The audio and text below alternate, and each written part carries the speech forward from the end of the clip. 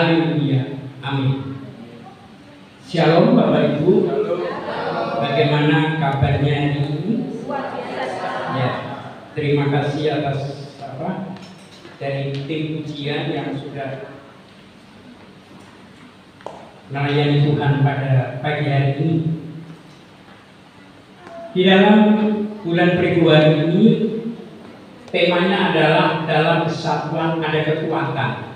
Di dalam minggu keempat kita akan membahas mengenai persatuan bukan perpecahan.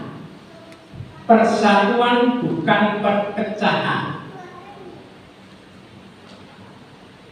Kalau kita melihat kata persatuan, kita tengok di dalam dunia ini, khususnya perjalanan kehidupan bangsa Indonesia, Bapak Ibu.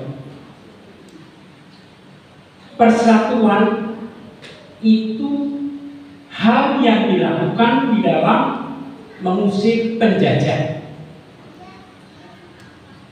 Dari beberapa daerah disatukan dalam satu kekuatan.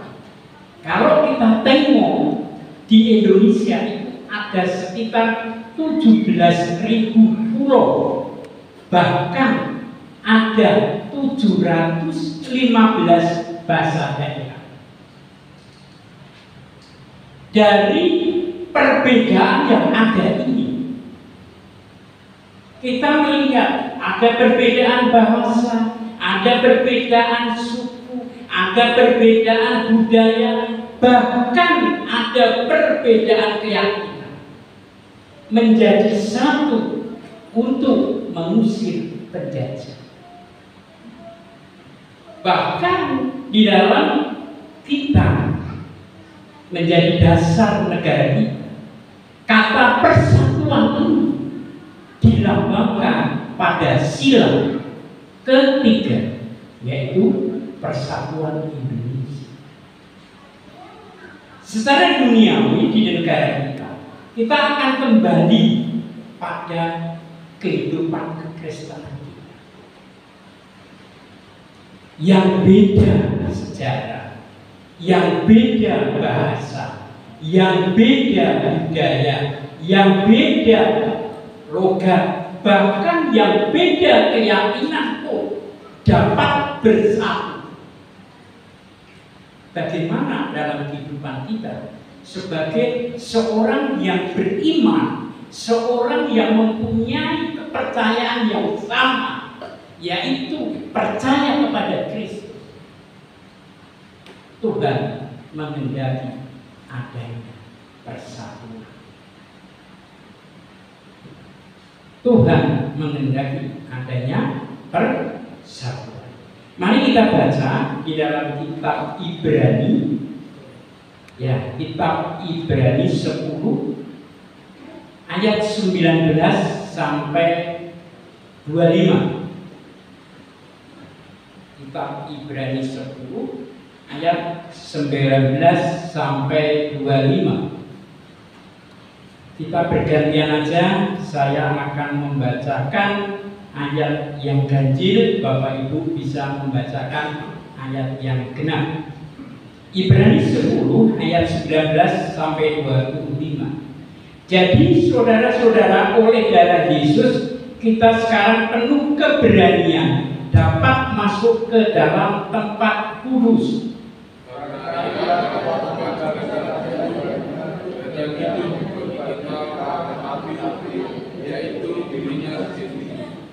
Dan kita mempunyai seorang imam besar sebagai kepala rumah Allah.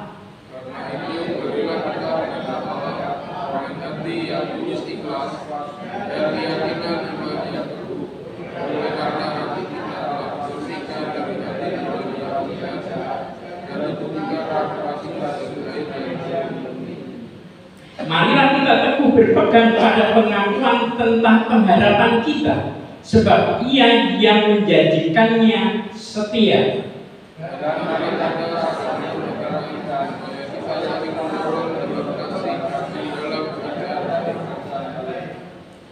ayat 25 kita baca bersama-sama, ini finishnya nanti kuliah. 1, 2, 3. Janganlah kita menjauhkan diri dari pertemuan-pertemuan ibadah seperti yang dibahasakan oleh beberapa orang, tetapi marilah kita saling menasihati dan semakin dia melakukannya menjelang hari Tuhan yang mendekat. Ada pembelajaran, 4 pembelajaran dalam kehidupan kita sesuai dengan kitab Ibrani 10 ayat 19 sampai 25. 4 sikap yang harus kita lakukan di dalam kehidupan kekristenan kita supaya hidup kita dapat menciptakan persatuan dan menghindari yang namanya perpecahan. Hal yang pertama yaitu kita buka di dalam ayat 22a. Kita kembali ke ayat 22a. Ya, karena itu maka kita menghadap Allah dengan hati yang tulus ikhlas. Persatuan bisa diwujudkan, persatuan bisa dinyatakan kalau hati kita mempunyai hati yang tulus ikhlas terhadap sesama manusia. Ciri hati yang tulus ikhlas itu tanpa kepura-puraan. Bicara A, apa yang di hati A, yang terucap itu A. Itu orang yang tulus hati. Karena kalau kita tidak tulus hati, itu awal sebuah perpecahan itu timbul. Bicara dengan Pak Marno A, bicara dengan Bu Harti B, bicara dengan Pak Purwoko C, ini yang akan mengakibatkan timbulnya perpecahan dalam gereja. Tetapi kalau kita mempunyai hati yang tulus sebagai bekal di dalam kehidupan kita, rasa persatuan akan diciptakan. Dari mana? Dari diri kita dahulu. Kita tidak bisa mengharapkan orang lain mempunyai hati yang tulus kalau diri kita tidak akan memulai. Ya. Bahkan bilang ini oleh yang seterusnya, oleh karena hati kita telah dibersihkan dari hati nurani yang jahat dan tubuh kita telah dibasuh dengan air yang murni. Bapak Ibu percaya kita telah diubah hati kita oleh Tuhan. Mari kita buka salah satu bisa membacakan di Yesaya 36 ayat 26. Yesaya 36 ayat 26. Kitab Yesaya 36 ayat 26. Salah satu bisa membacakan?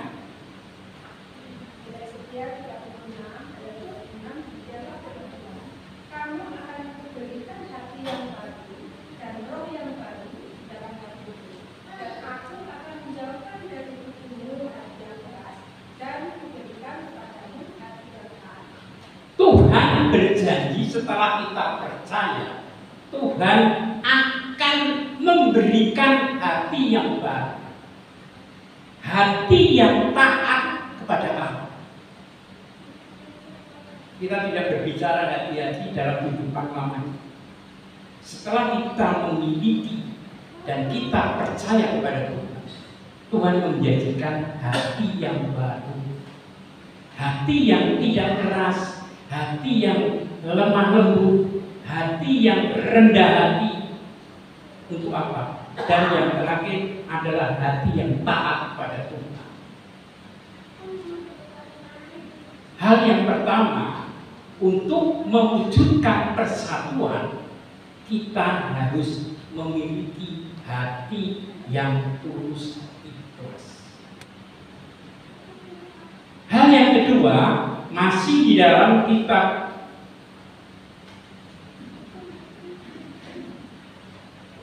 ayat yang ke-22 bagian B. Kita kembali lagi ke ayat 22 bagian B.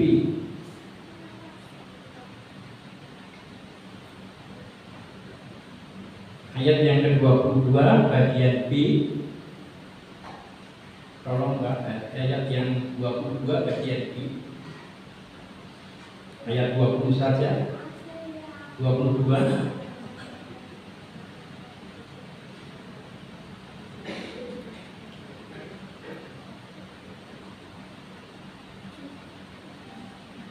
Ya.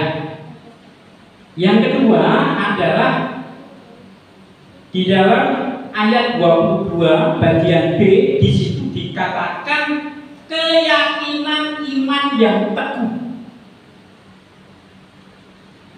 Orang yang di dalam kehidupan kita sebagai komunitas gereja khususnya, persatuan itu akan diciptakan kalau seseorang pribadi lepas pribadi memiliki keimanan yang teguh.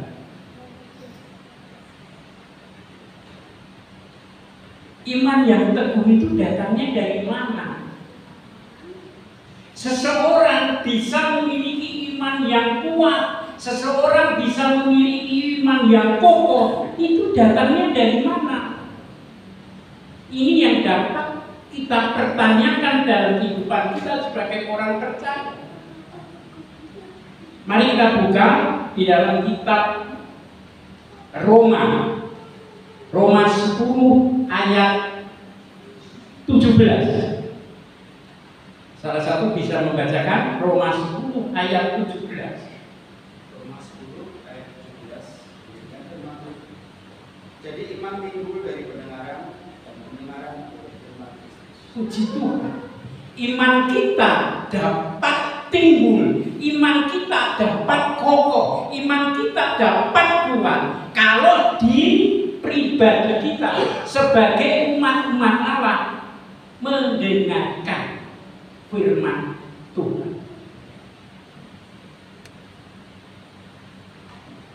Berarti kualitas seseorang bisa memiliki iman yang kuat berapa sering seseorang itu mendengarkan kebenaran firman Tuhan. Tetapi kenyataannya bahwa manfaat firman Tuhan di dalam Alkitab itu banyak sekali. Firman Tuhan itu adalah yang pertama nanti Bapak Ibu bisa baca. Di dalam Yohanes 1 ayat yang pertama dikatakan firman Tuhan itu adalah Allah sendiri. Nanti Bapak Ibu baca di kitab Roma 1 ayat 16. Firman Tuhan, Injil itu adalah kekuatan daripada Allah. Juga Bapak Ibu bisa baca di dalam Injil Matius 4 ayat yang keempat. Firman Tuhan itu adalah vitamin orang percaya atau makanan rohani orang percaya. Bahkan di dalam kitab Yakobus 1 ayat 23 dikatakan bahwa firman Tuhan itu adalah cermin kehidupan orang percaya. Dan yang terakhir di dalam Yohanes 12 ayat 48 dikatakan bahwa firman Tuhan itu adalah hakim pada akhir zamannya. Tetapi implementasi dalam kehidupan kita, sudahkah kita memposisikan firman Tuhan di dalam kehidupan? Sudahkah kita menghormati firman Tuhan? Sudahkah kita menghormati perkataan-perkataan Tuhan? Ini yang perlu kita renungkan di dalam kehidupan kita.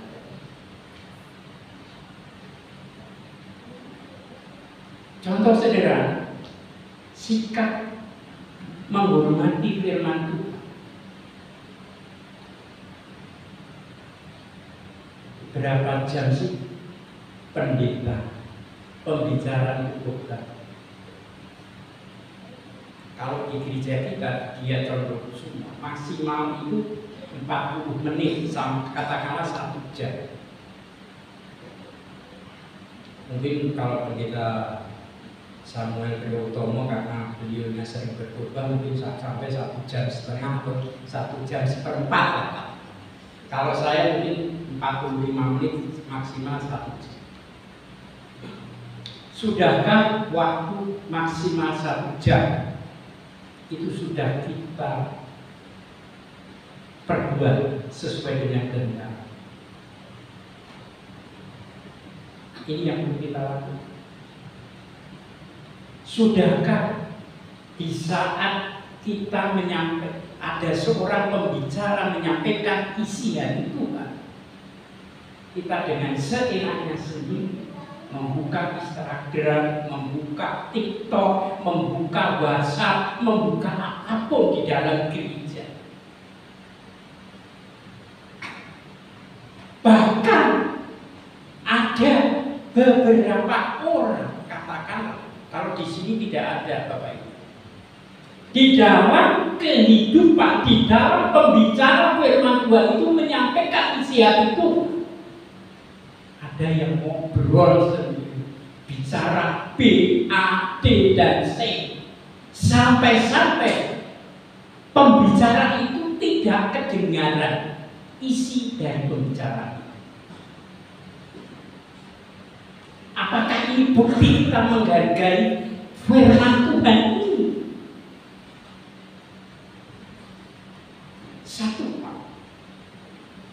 Satu minggu katakan, kita banyak hidup di dalam dunia kerja, banyak hidup di dalam keluarga, dibandingkan kita berinteraksi dengan Tuhan. Cobalah kita renungkan bersama.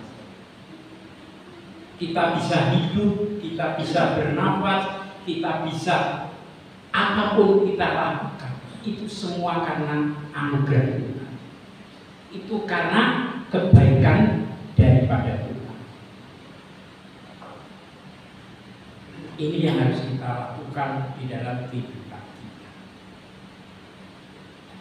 Hal yang ketiga,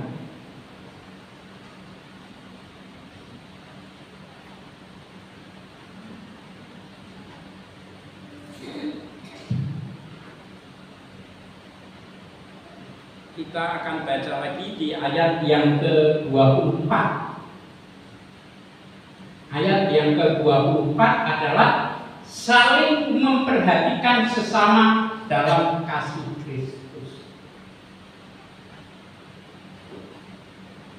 Hal yang ketiga, untuk menciptakan yang namanya persatuan, itu diperlukan saling memperhatikan sesama kita. Jangan yang diperhatikan hanya orang yang mempunyai kedudukan, yang mempunyai jabatan. Tetapi di dalam gereja itu banyak sekali kita itu memiliki perbedaan-perbedaan. Saya senang sekali ya, visi dari gereja kita menjadi jemaat yang diberkati. Semua orang pasti mengharapkan ini, menjadi jemaat yang diberkati. Tetapi untuk apa? Untuk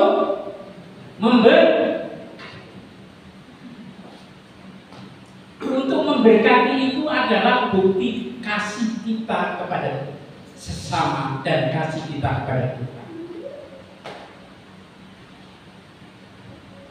Kadang-kadang kita mempunyai pikiran bahwa kita memberkati itu hanya melalui keuangan kita.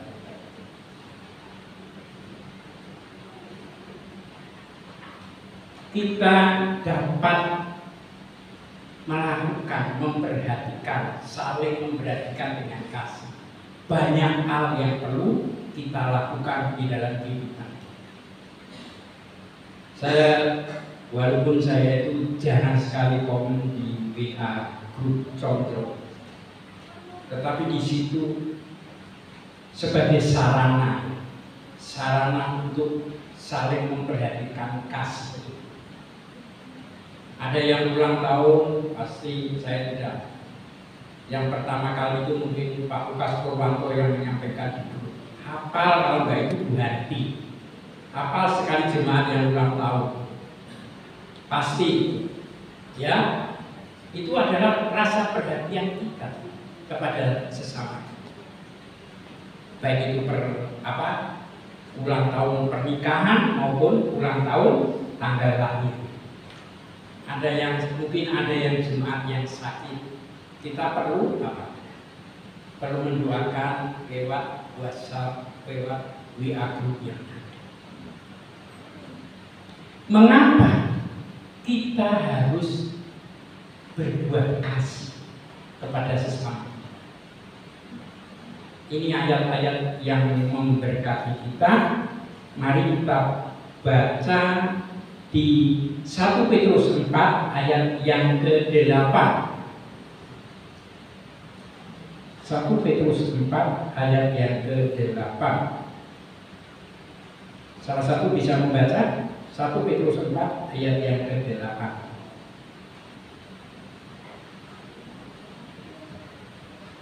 Untuk 1 Petrus 4 ayat 8. 1 Petrus 4 ayat 8. Tetapi yang terutama kasihlah sungguh-sungguh seorang lain, sebab kasih menutupi dari segala dosa. Mengapa Yesus Tuhan yang kita percaya mengendaki kita untuk berbuat kasih terhadap sesama? Hal yang sangat kita imani, karena kalau kita berbuat kasih, kita akan menutupi banyak sekali dosa.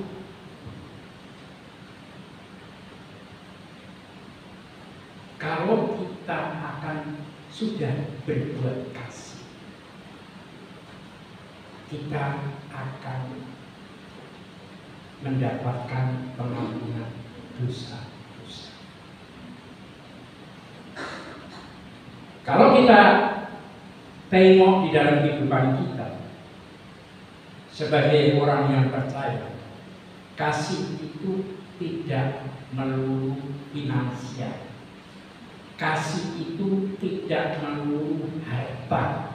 Kasih itu tidak melulu materi. Tetapi kenyataan di dalam kehidupan dunia saat ini yang menjadi slogan bahwa ada uang segalanya bisa terjadi. Ada kekayaan yang salah bisa menjadi benar, yang benar bisa menjadi salah. Ini kenyataan di dalam kehidupan kita yang berbalik dengan kehidupan keyakinan kita. Banyak orang kalau ada uang semuanya itu bisa diatur. Kalau ada uang semuanya itu bisa terjadi. Tetapi beda dengan kehidupan kita sebagai seorang yang beriman kepada Tuhan. Begitu bangganya sekarang orang-orang di sekitar kita memamerkan kekayaannya, bahkan nyawa pun dianggap tidak berarti asalkan punya uang. Keyakinan pun akan goncang asalkan punya kedudukan, mendapatkan kedudukan, mendapatkan jabatan, mendapatkan apa? Promosi. Bahkan yang akhir-akhir ini sering terjadi, keyakinan akan roboh kalau kadang-kadang dikalahkan dengan apa? Pasangan hidup, Bapak. Keyakinan akan roboh, akan dipengaruhi karena seorang laki-laki, bahkan seorang perempuan. Ini yang perlu kita renungkan di dalam kehidupan kita, bahwa kasih itu adalah dasar kehidupan orang percaya. Tanpa kasih, manusia tidak akan berkenan di hadapan Allah. Karena kasih yang kita lakukan akan menutup dosa-dosa kita di hadapan Tuhan. Tuhan tidak perlu kekayaan kita, tidak perlu pangkat kita. Tuhan tidak memerlukan apapun yang ada di dalam kehidupan kita. Yang Tuhan perlukan itu hanya hati kita di hadapan Tuhan. Coba dibuka 1 Samuel 16 ayat yang 7. Bukti kalau Tuhan itu memerlukan hati kita, bukan apapun yang kita miliki, tetapi Tuhan memerlukan hati kita. 1 Samuel 16 ayat yang 7. Tetapi berfirmanlah Tuhan kepada Samuel, janganlah pandang parasnya atau perawakan yang tinggi, sebab aku telah menolaknya. Bukan yang dilihat manusia, yang dilihat Allah. Manusia melihat apa yang di depan mata, tetapi Tuhan melihat apa? Hati. Tuhan melihat.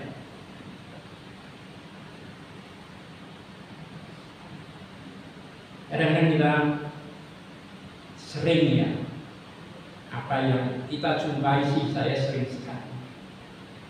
Banyak orang itu membedakan kasta, bahkan istilahnya level. Pak Aris itu bukan level saya itu ini. Pak Aris levelnya dengan orang itu. Saya sering menjumpai, saya sampai beri kesabaran kita untuk menghadapi. Bahkan di dalam jagungan tahu ya, menghadiri perkawinan itu, duduk aja itu enggak seperti ini, seperti itu. Tapi hari ini kita percaya bahwa yang dilihat Tuhan itu bukan apapun yang kita miliki, tetapi hati kita di hadapan Tuhan. Betul-betul enggak, sungguh-sungguh enggak mentaati apa yang menjadi perintah Tuhan dan menjauhi segala larangan.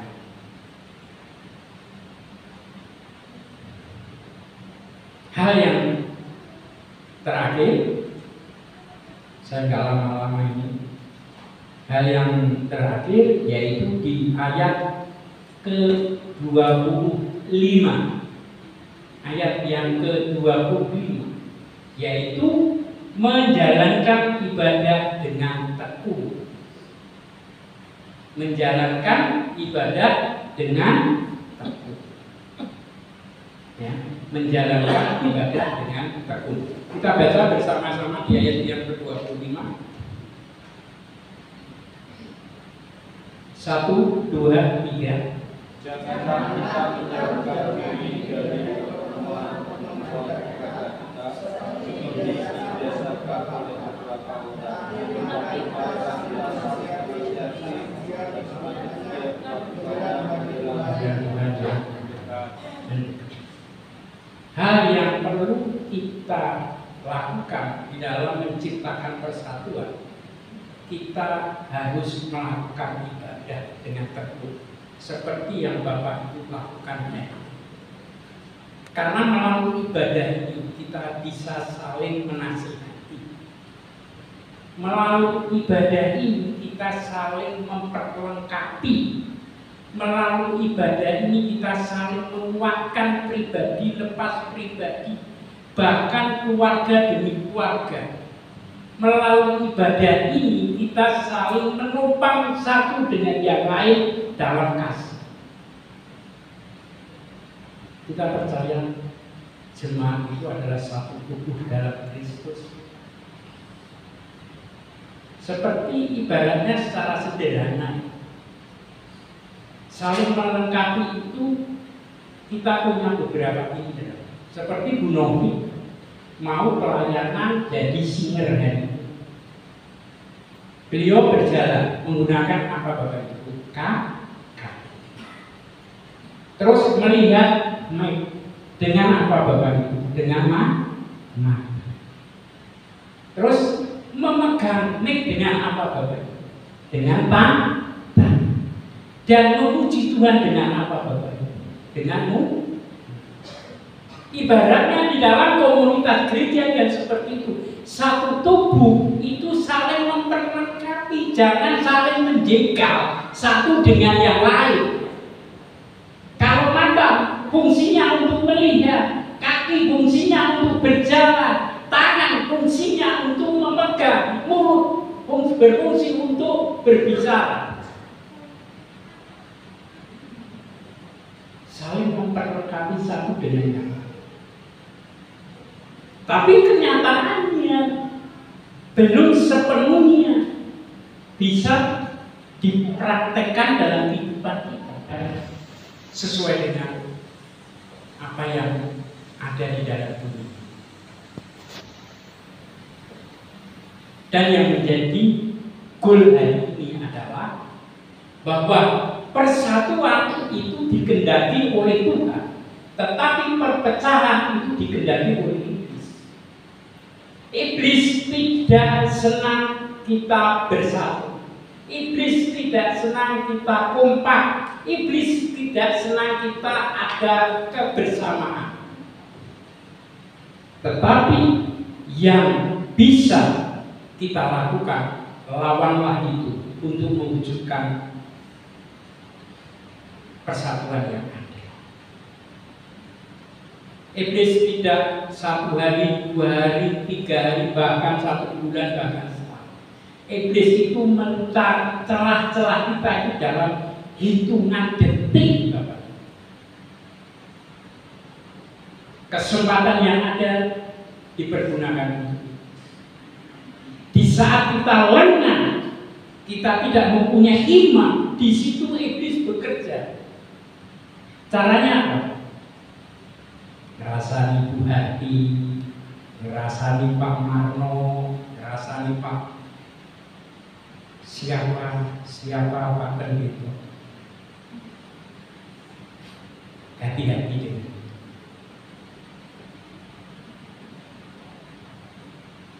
Ini cara-cara iblis untuk merontokkan persatuan yang ada di dalam kehidupan gereja. Yang apa yang kita lakukan?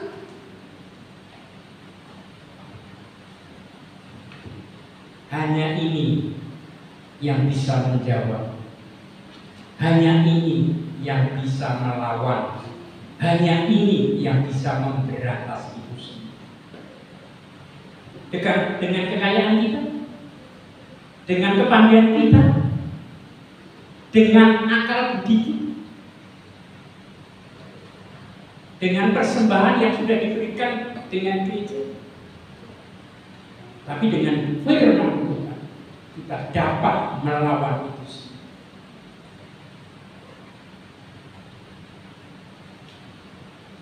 Hati-hati, cara iblis itu berwarna-warna Bapak Ibu, bervariasi Bapak Ibu, untuk menggoyahkan dan untuk menggagalkan persatuan dalam gereja.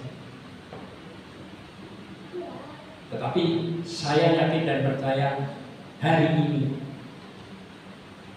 kita akan dibentengi.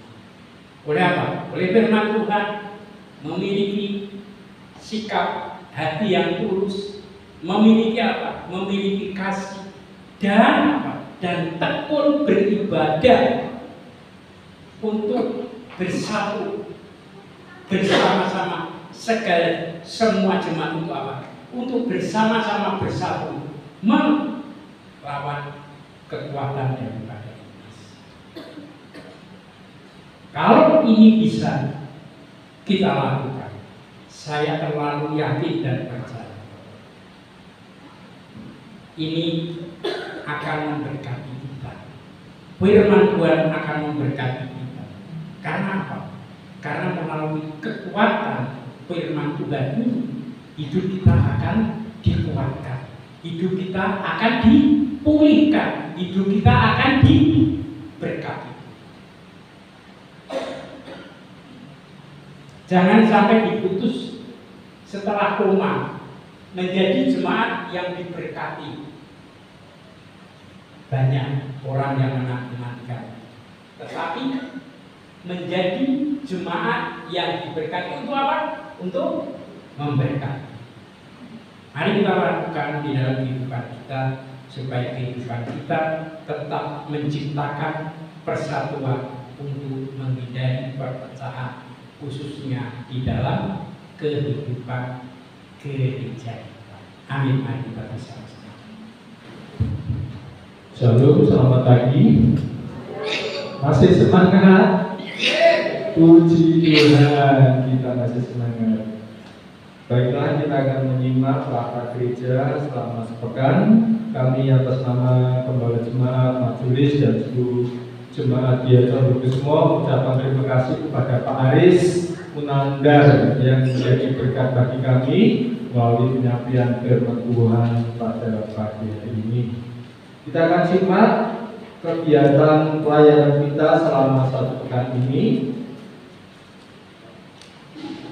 Minggu ini tanggal 25 Februari nanti pukul 10 masih ada kegiatan tunas remaja, ujian Saudari Lauda, sedangkan firman Tuhan disampaikan Bapak Pemboro Muno Haji. Kemudian nanti sore pada pukul 15 Genji mengadakan ibadah ujian Saudari Karen, kegiatan Ibu Lisa dan Saudari Gori. Pada hari Selasa pukul 6:30 malam di tempat ini diadakan persekutuan doa malam bagi Bapak Ibu yang mungkin merasa sudah capek, lelah beraktivitas. Mari kita akan sama-sama membangun diri kita, menguatkan iman kita di dalam persekutuan doa malam. Kita bawa masalah kita, persoalan kita, pergumulan kita kepada Tuhan melalui persekutuan doa malam di tempat ini. Petugasnya adalah Ibu Ana Saryati. Kemudian hari Jumat tanggal 1 Maret 2024 KPK Kasih dan Sukacita jadwalnya masih kosong. Nanti mungkin akan menyusul baik tempat ujian maupun firman Tuhan. Hari Sabtu 2 Maret 2024 pukul 15.30 ada kegiatan JKK KU 3 sampai 8 tahun bertempat di gedung gereja. Firman Tuhan disampaikan oleh Ibu Paulina. Sedangkan pada JKK KU 9 sampai 11 tahun berada di lantai 3. Firman Tuhan disampaikan oleh Saudari Ina. Untuk jadwal ibadah nanti sore pada pukul 17 atau jam 5 sore ujian Bapak Pemboro, Saudari Dina dan Saudari Eli. LCD Saudara Surya. Firman Tuhan masih disampaikan oleh Bapak Aris Munandar. Doa sapa Bapak Yakub Suparjo. Pengumuman dan Purwoko, musik Saudara Marcel, Saudara Ino, Saudara Laura dan Saudara Budi. Untuk pelayanan minggu depan tanggal 3 Maret Bapak Ibu saudara-saudara sekalian dapat melihat di warta gereja yang sudah tertera, dan biarlah yang bertugas bisa mempersiapkan diri dengan sebaik mungkin. Kemudian untuk laporan keuangan kas pembangunan tahap 3 puji Tuhan kita masih mengalami saldo sebesar 15.583.485 rupiah, sedangkan persepuluhan yang masuk 6.835.000 rupiah. Kemudian untuk susunan kepanitiaan JA 50 sesi kelima sudah tertera di dalam lembar ini, saudara. Jadi ini kita akan mempersiapkan diri dalam Jumat Agung dan Paskah sampai dengan Pentakosta, di mana panitia membutuhkan banyak dana, ya saudara. Untuk keuangan yang diperlukan 7.870.000 rupiah, sedangkan panitia juga memerlukan telur sebanyak 35 kg telur. Bagi jemaat yang mau berpartisipasi bisa menghubungi Ibu Suharti.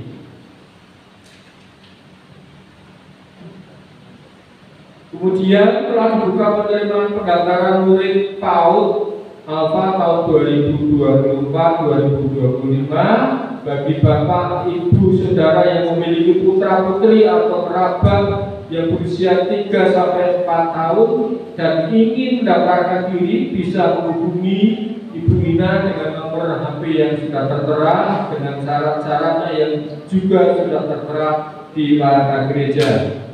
Kemudian katekisasi baptisan air tetap ada, dimulai pada pukul 12 di Pastori. Kemudian yang terakhir bagi Bapak Ibu yang ingin memberikan persembahan nanti usai ibadah ini dapat memasukkan ke kotak di depan mimbar yang sudah tersedia. Demikian warta gereja pada pagi hari ini kiranya bisa mendapatkan perhatian dari kita semuanya. Kita sudah berada di penghujung ibadah kita, akan mengakhiri ibadah. Oh maaf, ada gimana Bu Adi? Ada tambahan? Ada tambahan pengumuman, Pak.